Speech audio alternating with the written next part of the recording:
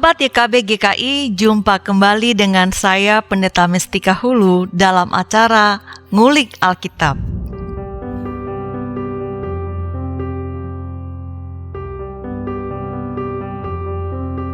Dalam episode kali ini kita akan mengulik kitab Kejadian pasal 2 ayat 15-17 dan pasal 3 ayat 1-7 dengan tema Menjadi manusia yang manusiawi. Para sahabat YKB tentu dapat mempersiapkan Alkitab juga supaya nanti bisa bersama-sama membaca dengan kami yang di studio. Untuk mempercakapkan tema menjadi manusia yang manusiawi, telah hadir bersama kita di studio ada Bapak Pendeta Arlianus Larosa. Apa kabar Bapak? Puji Tuhan, baik. Tuhan masih beri kesehatan sampai sekarang. Baik.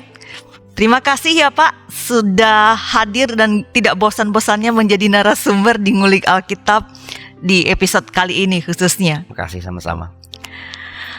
Para sahabat YKB, Bapak Pendeta Arlianus Larosa adalah Direktur YKB GKI yang membawahi YKB GKI Media dan YKB GKI TV yang mungkin juga para sahabat sudah belakangan ini sudah cukup banyak melihatnya dan semoga tetap setia melihatnya.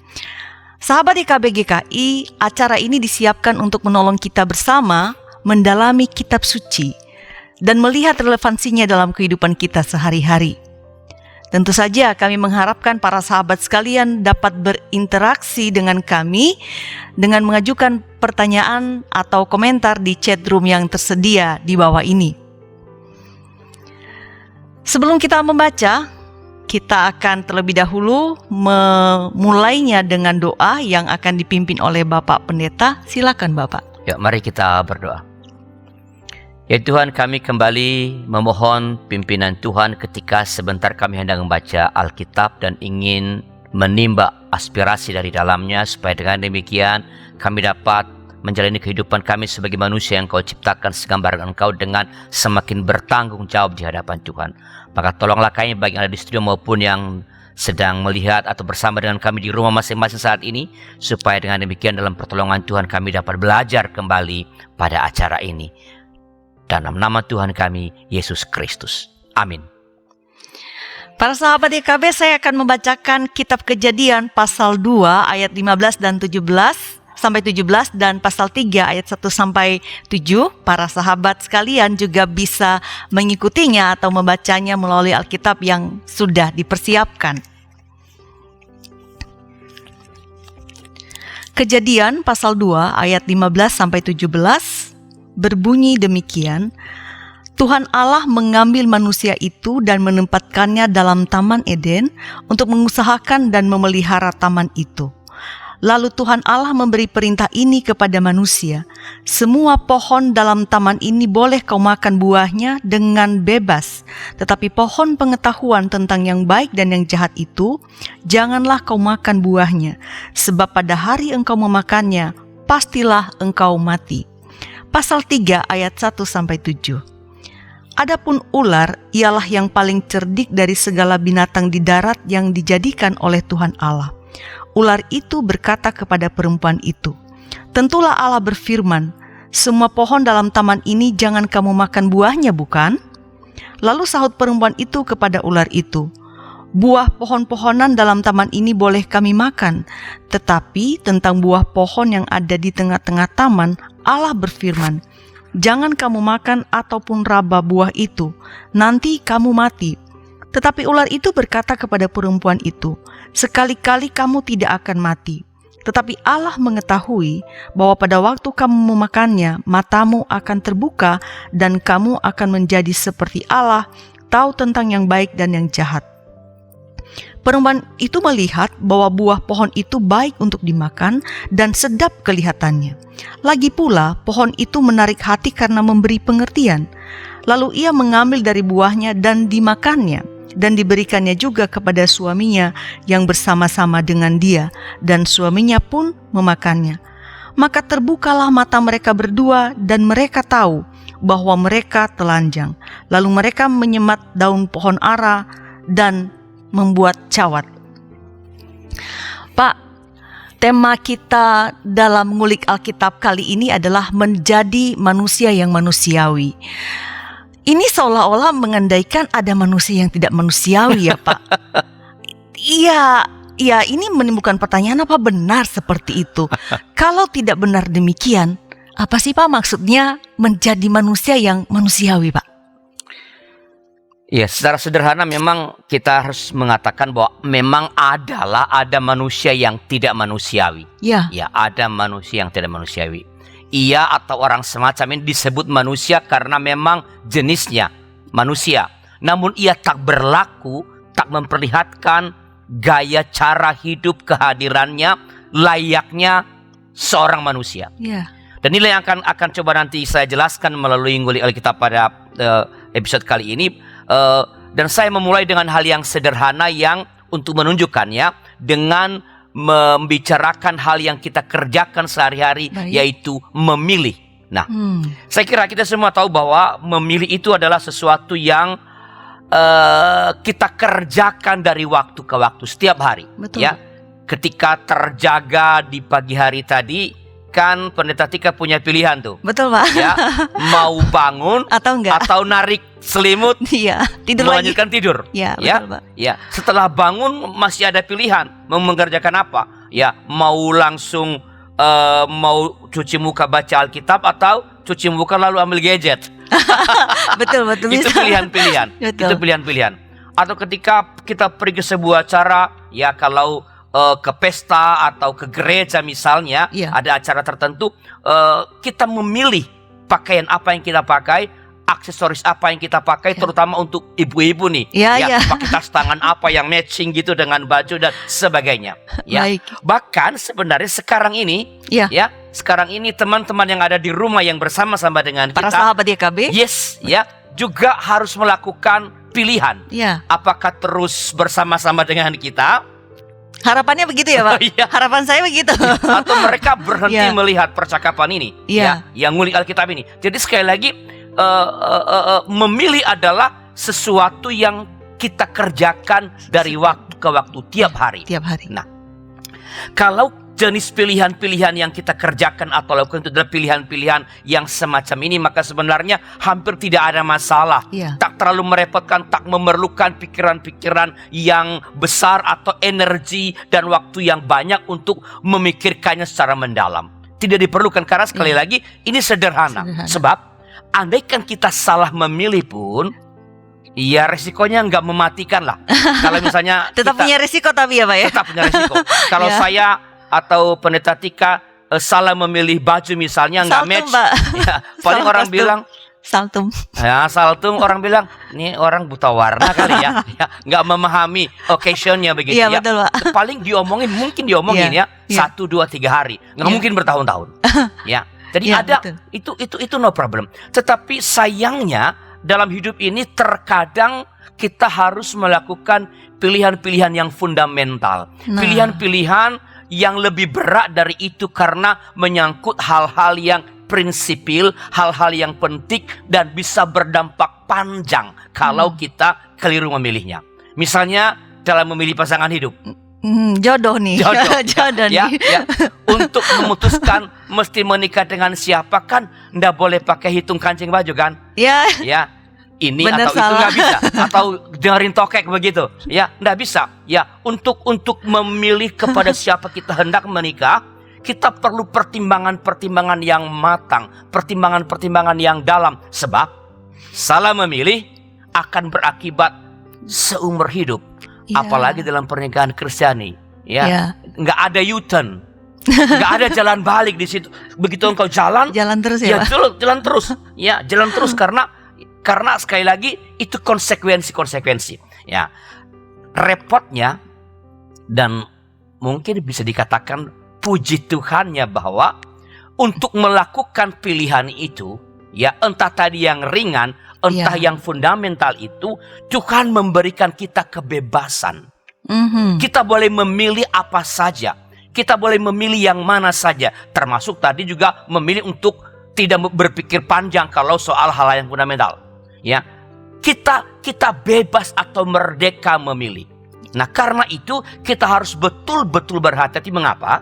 Dan inilah yang saya mau katakan, karena pilihan-pilihan kita itu menunjukkan siapa diri kita. Manusia seperti apa kita? Apakah kita sungguh-sungguh manusia yang manusiawi, atau sebaliknya manusia yang tak manusiawi, ditentukan oleh pilihan-pilihan kita ketika berjumpa dengan kehidupan dalam kehidupan sehari, ketika bertemu dengan aneka macam pengalaman dan persoalan. Jadi di situ tuh, itulah artinya menjadi manusia yang manusiawi. Apa yang kita pilih menunjukkan apakah kita manusiawi atau bukan? Atau bukan. Okay. Yes, itu. Menarik Pak, ketika bicara mengenai pilihan, saya selalu tertarik ketika bicara tentang pilihan-pilihan dalam hidup. Itu menjadi sesuatu bagi saya. Nah, supaya menjadi jelas apa sih Pak relasinya dari pilihan kau menjadi manusia yang manusiawi, hanya dengan permulaan kecil memilih itu. Saya akan baca kembali Kejadian 2 ayat 15 sampai 17 supaya nanti Bapak bisa menjelaskan hubungan memilih ini dengan tema kita, Pak. Tuhan Allah mengambil manusia itu dan menempatkannya dalam Taman Eden untuk mengusahakan dan memelihara taman itu. Lalu Tuhan Allah memberi perintah ini kepada manusia.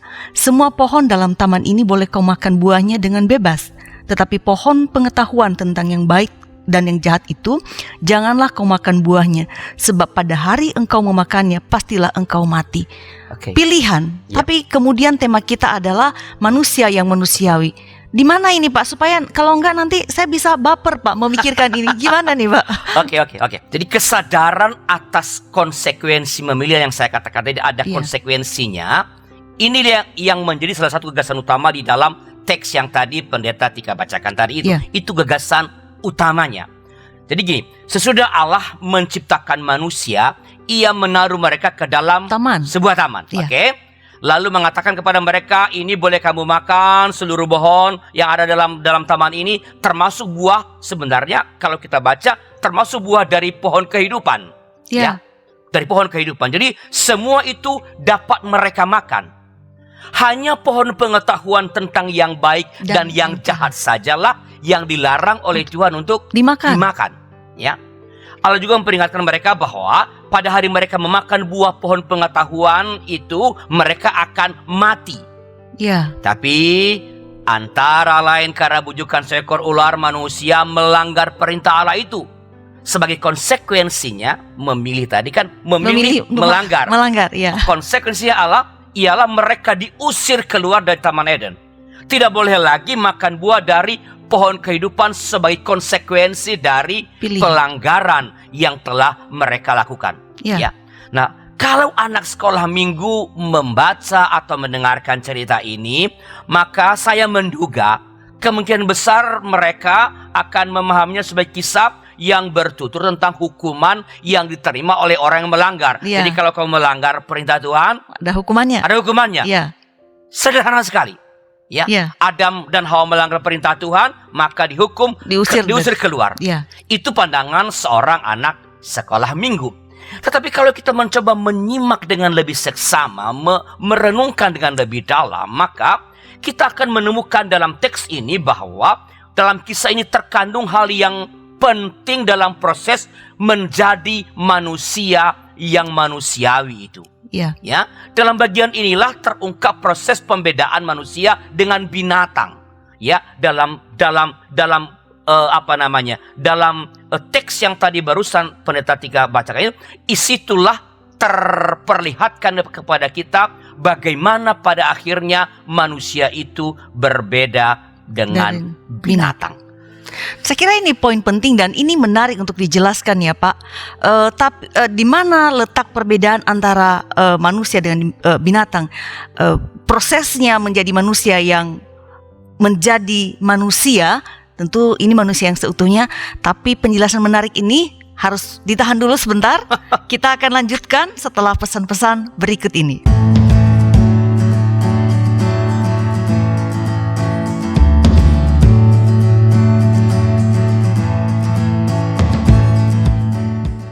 Untuk kegiatan apapun yang dilakukan oleh badan pelayanan yang manapun juga pasti membutuhkan dukungan.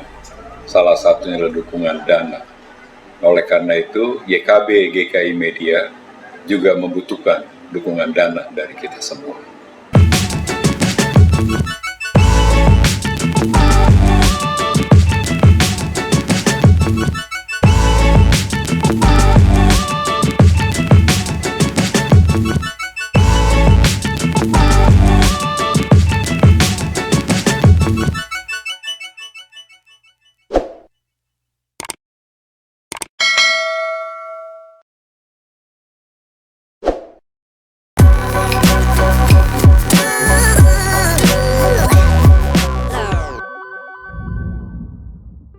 Sahabat YKB GKI, masih tetap bersama saya Pendeta Mestika Hulu dan juga narasumber kita Bapak Pendeta Arlianus Larosa dalam acara Ngulik Alkitab.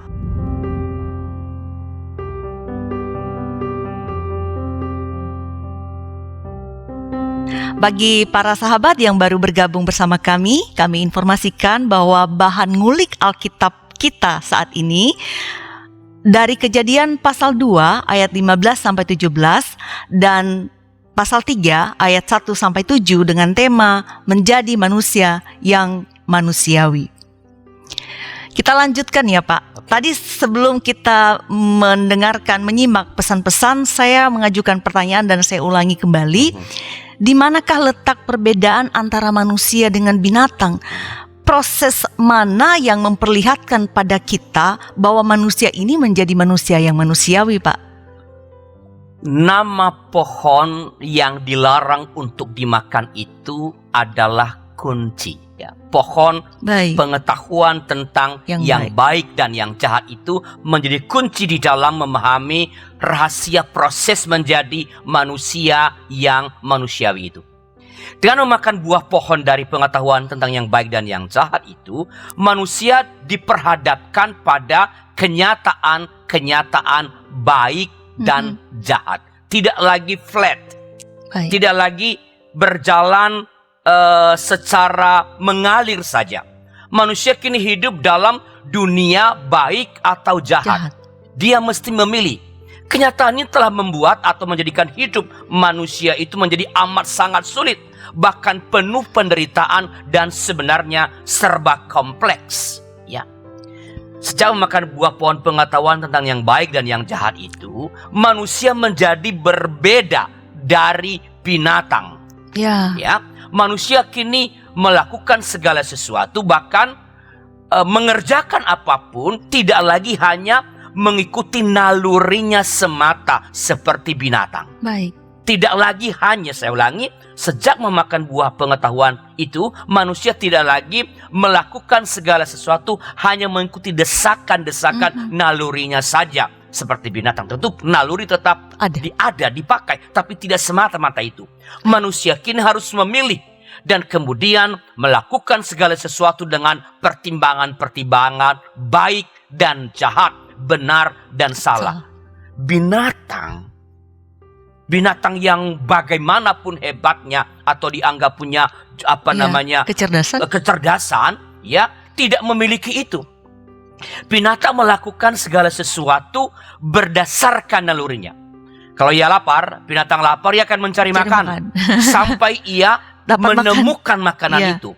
Binatang tidak peduli apakah usahanya untuk mencari makanan itu akan menghancurkan pihak lain, apakah ini makanan hewan lain sudah ada yang punya. Binatang tak memedulikan itu. Ia lapar, ia cari makan.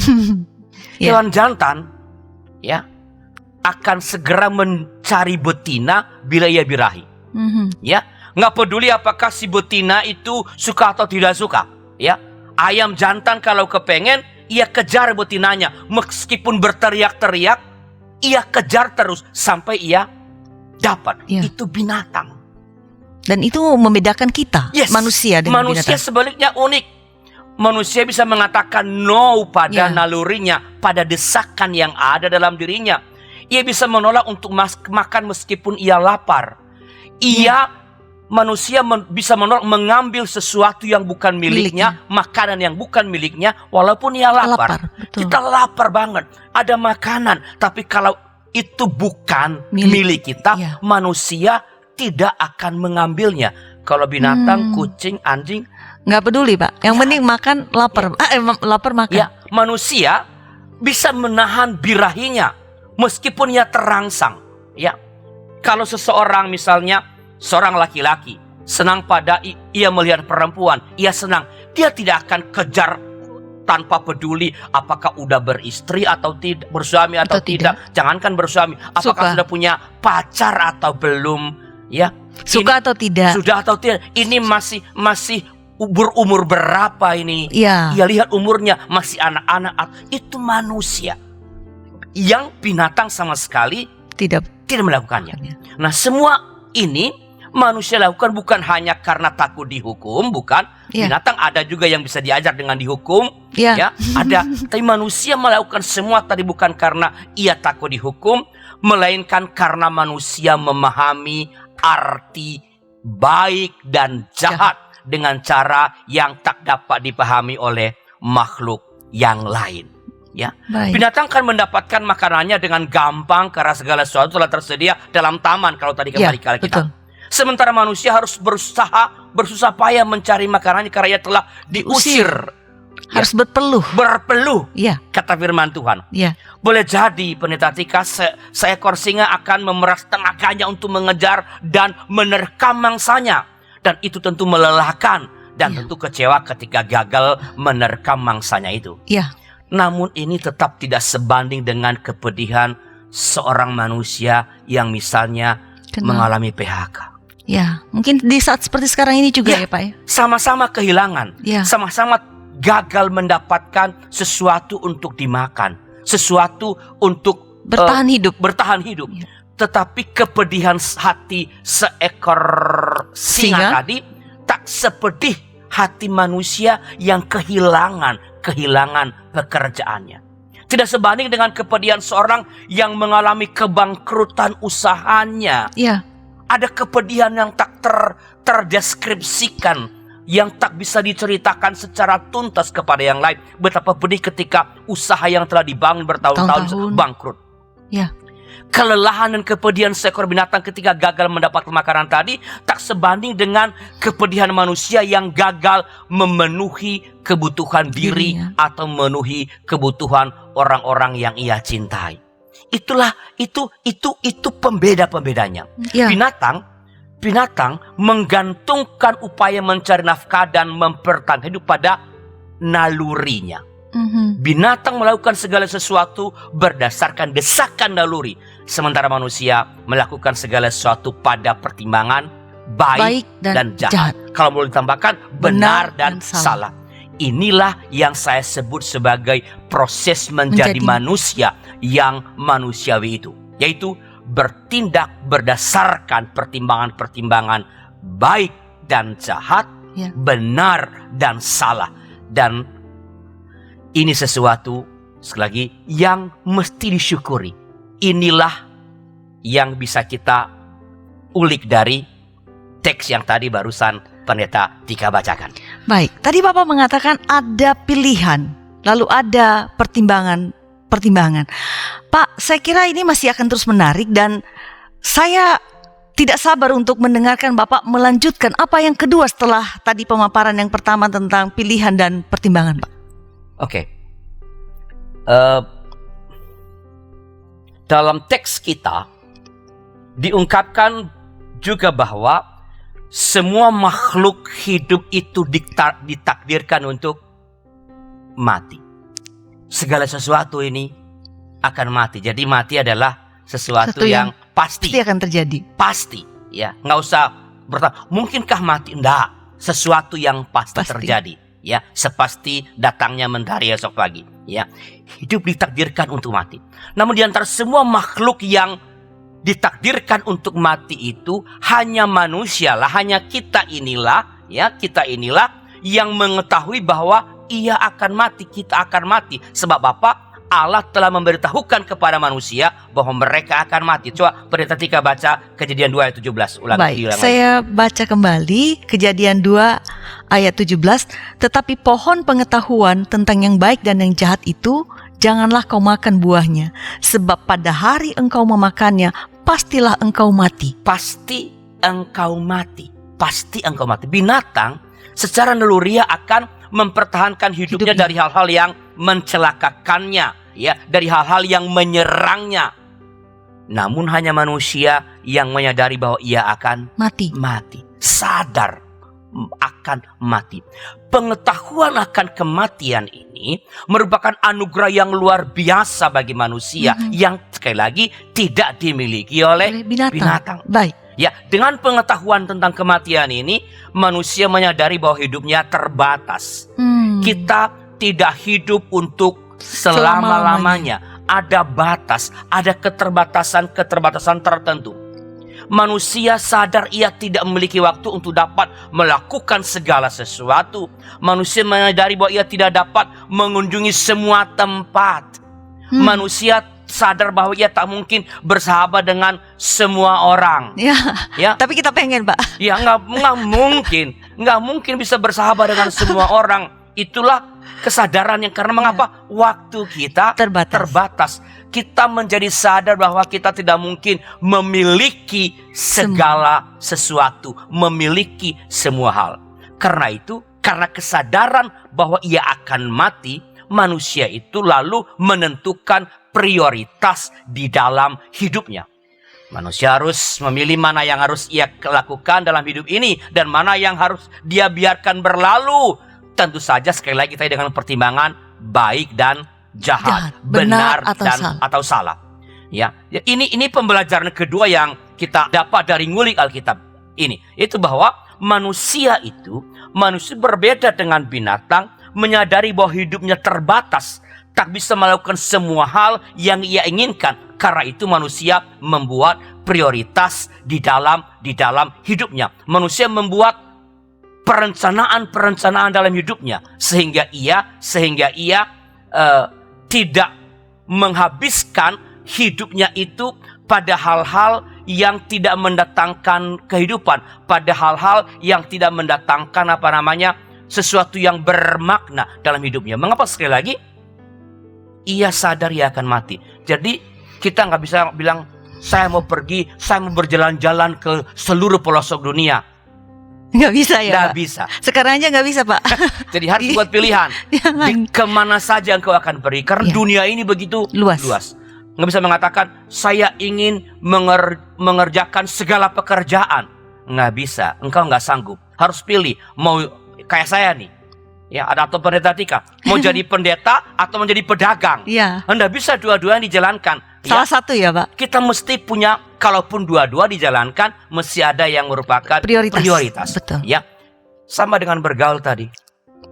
Betapapun kita tadi, pendeta Tika mengatakan kita ingin bergaul dengan siapa saja. Media sosial kita berteman dengan siapapun. Ya, tapi itu meskipun sekarang ada media sosial, tetap terbatas juga ya, Pak. Terbatas juga. Ya, kalau Anda punya friend di Facebook, paling 5.000. Kalau bikin akun baru, ya 5.000 lagi. juga. Tapi tetap tidak bisa semua orang.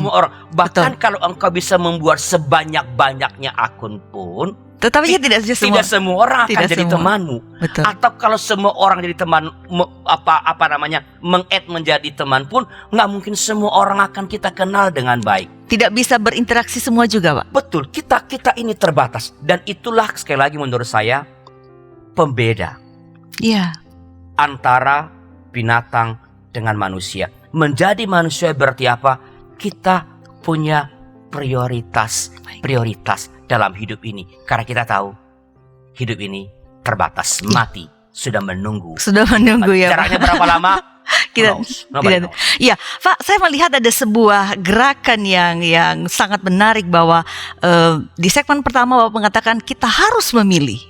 Kemudian kita dalam memilih itu kan perlu pertimbangan-pertimbangan dan itu dibutuhkan kebijaksanaan ya, Pak, ya, untuk bisa memilih yang betul, yang sesuai, yang benar, atau ini salah, yang menghancurkan. Ya, seperti itu, yang baik atau yang jahat. Dan kemudian Bapak juga menegaskan sesuatu di ujung penjelasan Bapak barusan bahwa ketika kita membuat pilihan dan pertimbangan, tentu saja bahwa kita juga harus memilih prioritas.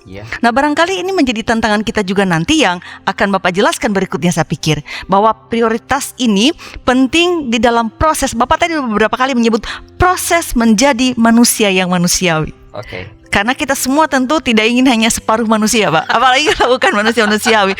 Itu bisa bikin galau, dan bukan hanya saya.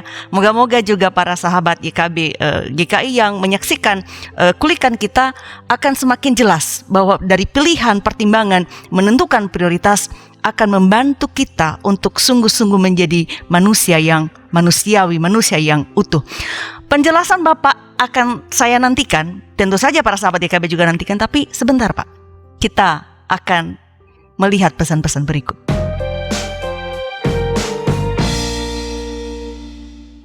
YKB GKI Media membutuhkan dukungan doa kita, membutuhkan keterlibatan kita, membutuhkan dukungan dana dari kita semua.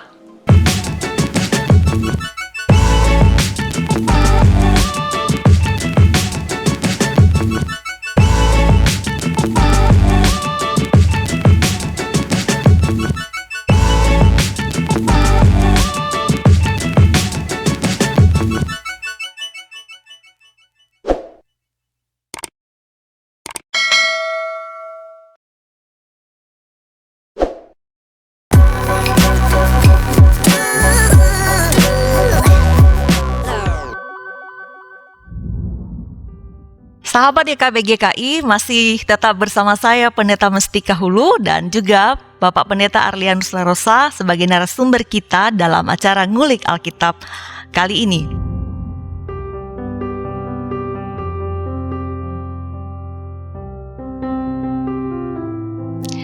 Bagi para sahabat YKB GKI yang baru saja bergabung, kami sampaikan bahwa saat ini kita sedang ngulik Alkitab dari Kejadian pasal 2 ayat 15-17 dan pasal 3 ayat 1-7 dengan tema menjadi manusia yang manusiawi.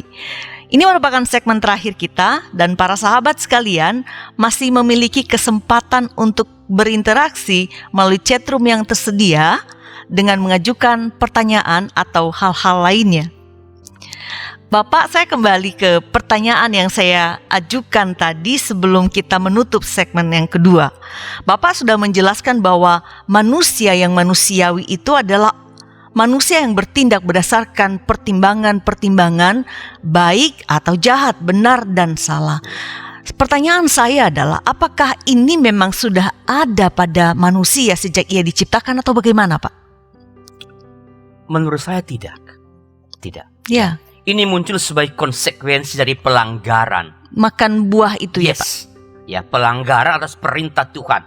Setelah pelanggaran itu kan Allah mengusir manusia dari Taman Eden. Betul. Ya, bisa dilihat di ayat 23 dari pasal yang ketiga. Coba dibaca. Baik, saya baca Kejadian pasal 3 ayat 23. Lalu Tuhan Allah mengusir dia dari Taman Eden supaya ia mengusahakan tanah dari mana ia diambil. Ya. Jadi Allah mengusir mereka. Ya. Adam dan Hawa harus meninggalkan Taman Eden di mana segala sesuatu dilakukan menurut naluri. Baik. Ya, di sana kan segala sesuatu telah tersedia. Mau alti nggak, lapar, ambil. Makan, selesai, kenyang, lapar lagi, ambil. Ya, tetapi kini manusia itu memasuki suatu dunia yang berbeda, dunia yang lain. Ya, dunia pengetahuan tentang yang baik dan yang jahat. Dunia di mana mereka harus membuat pilihan-pilihan moral ya yang sangat sulit atas apapun yang mereka pilih atau yang akan mereka lakukan. Ya. Dan inilah artinya menjadi manusia yang manusiawi. Itu apa? Merdeka untuk memilih. Tidak lagi dikendalikan, dikontrol oleh naluri belaka, naluri semata-mata. Ya, itulah artinya menjadi manusia yang manusiawi. Manusia kini setelah proses kemanusiawian itu menyadari bahwa di dunia ini ternyata ada pilihan antara yang baik dengan yang jahat. Terkadang antara yang jahat dengan yang jahat. Ya, yang baik di antara yang jahat. Dan ini sangat rumit sekali. Dan Allah telah memberikan kebebasan kepada manusia untuk memilih yang manapun. Mau memilih yang baik, monggo. Mau memilih yang jahat, silakan. Allah itu memberikan kebebasan. Sebab, ya, bila yang tersedia hanya kebebasan untuk memilih yang baik saja, Jadi silakan milih, tapi harus pilih yang baik. Yaitu namanya kan bukan memilih, Maksa ya, Pak. maksa namanya. Tidak ada pilihan, tak kebebasan tak pernah ada. Ya. Dan Allah telah memberikan kebebasan itu kepada manusia untuk memilih yang baik ataupun yang jahat. Manusia diberikan keleluasaan, manusia diberikan kebebasan untuk memilih apapun yang dia mau. Dan Allah tidak menginterupsi itu. Sebabnya ketika di Taman Eden itu, Ya, ketika memilih melanggar, ya kan Allah bisa memukul tangan sebenarnya. Jangan. Lu gimana sih? Ya, kan saya udah bilang jangan makan itu. Itu jalan paling sederhana. Ya. Itu jalan paling simpel untuk menjaga manusia tetap benar. Tapi kalau Allah melakukan itu, memukul tangan Hawa misalnya, Tidak. maka Allah merampas kebebasan manusia. Manusia yang nggak punya pilihan. Ia menjadi baik bukan karena Dia memilih baik. Ia memilih baik. Ia menjadi baik karena udah kayak robot. Ya, you mesti udah disetting. diprogram setting. Harus ini. Kalau salah atau seperti Reset. binatang. Kalau salah, ada kan yang suka menyiksa binatang. Oh, ya. Ya, dikasih Ya. hukuman di puntung rokok. Itu orang-orang yang menurut saya keji. Ya. Tapi itu cara supaya Semacam disiplin ya. semakin disiplin. Nah, Ya. manusia tidak. Allah memberikan kebebasan itu kepada manusia. Baik. Kebebasan saya pikir adalah hampir semua orang menginginkannya, Pak. Betul.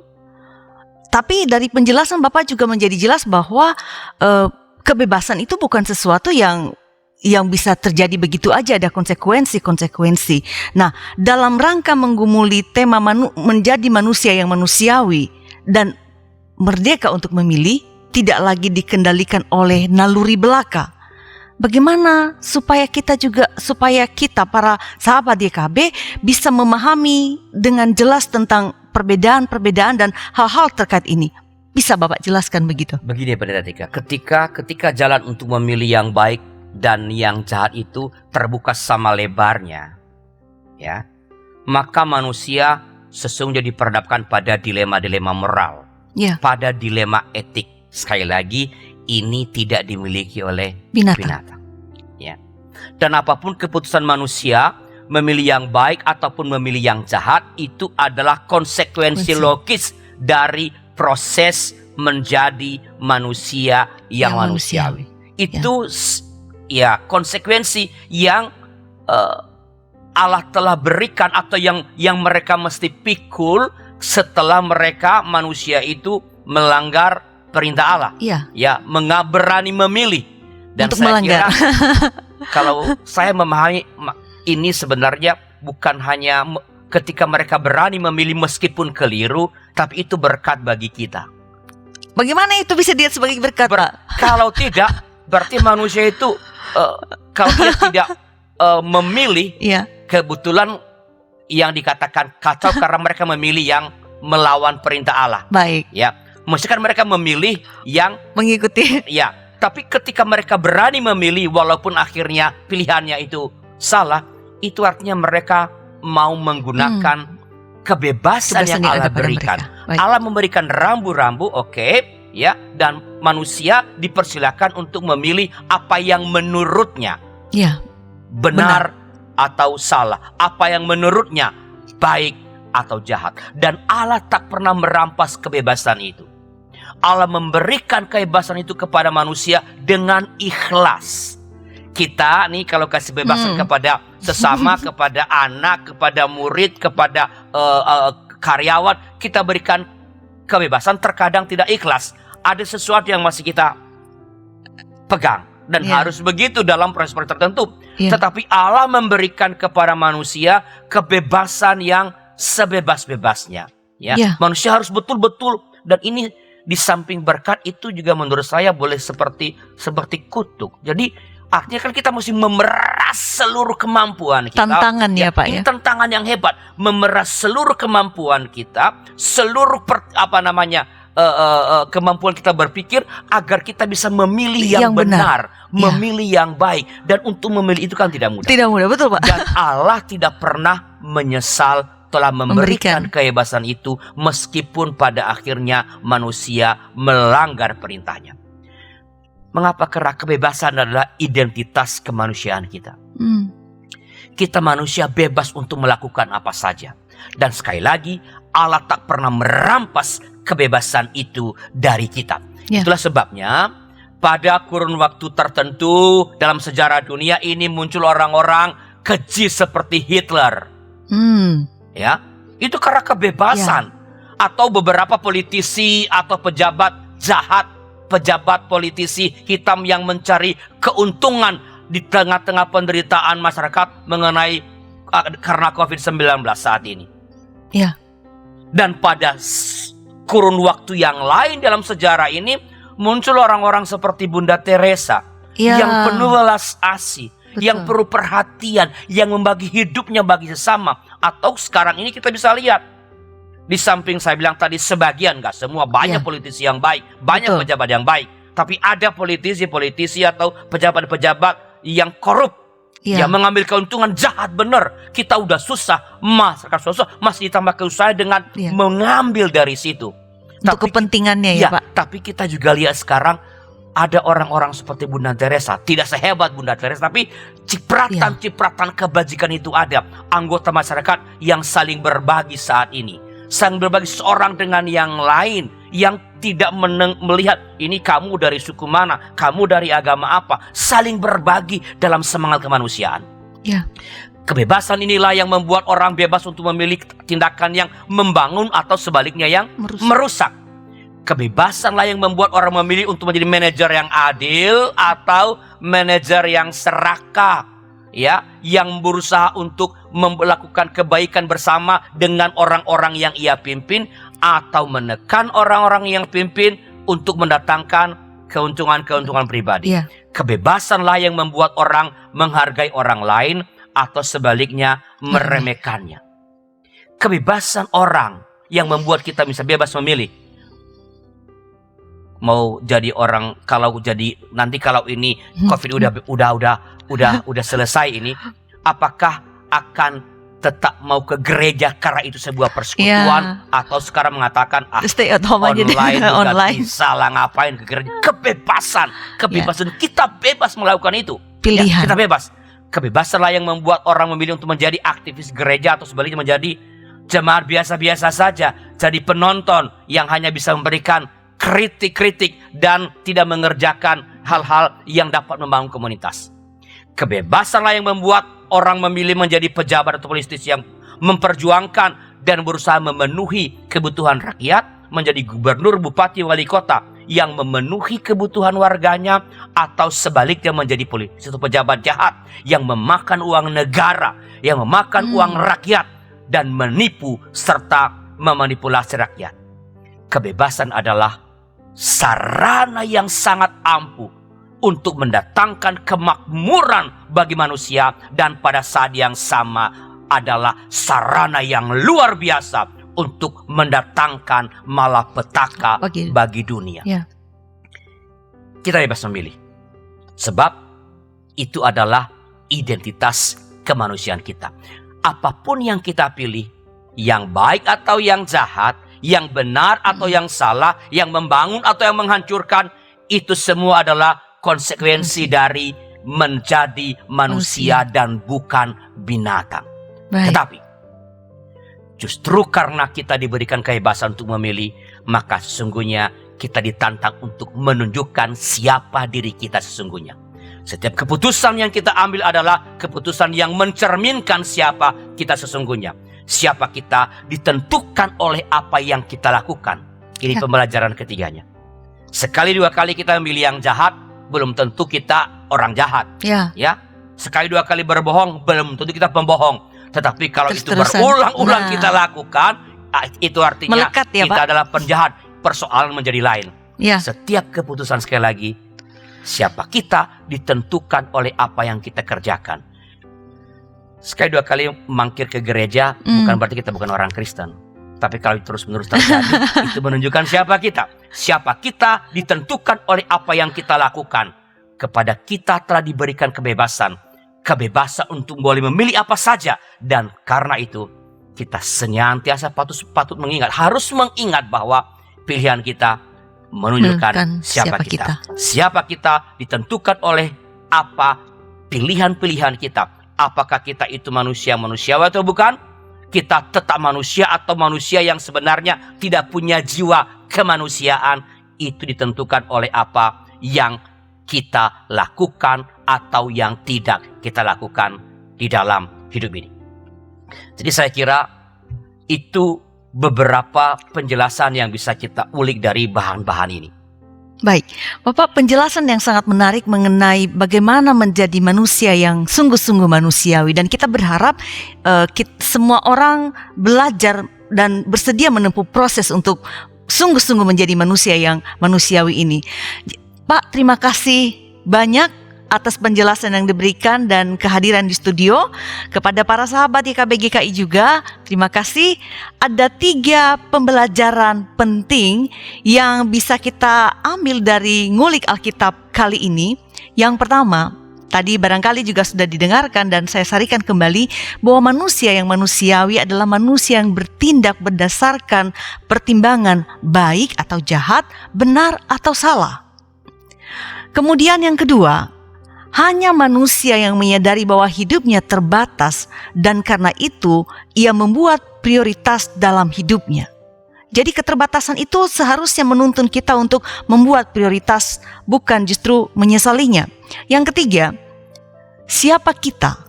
Bahwa kita manusia ditentukan oleh bagaimana kita memanfaatkan kebebasan yang dianugerahkan Allah kepada kita, bebas memilih tetapi memilih yang baik. Apakah kita manusia manusiawi? Ditentukan oleh apa yang kita putuskan, oleh apa yang kita lakukan.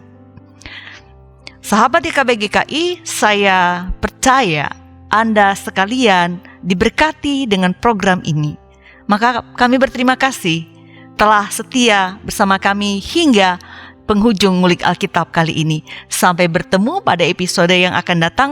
Jangan lupa like, subscribe, dan bagikan juga kepada orang-orang lain supaya mereka pun dapat menerima berkat dari apa yang kita pelajari bersama kali ini. Kita akan mengakhiri perjumpaan kita akan berdoa. Silakan Bapak. Terima kasih, mari kita berdoa. Tuhan, kami bersyukur padamu, Engkau memberikan kami kebebasan untuk memilih apapun. Berkat yang luar biasa pada saat yang sama, tantangan yang luar biasa. Beri kami hikmat ya Allah untuk boleh menjadi manusia yang sungguh-sungguh memilih apa yang baik, yang berkenan kepada Tuhan. Supaya dengan demikian, dalam kehadiran kami, Engkau pun hadir di sana.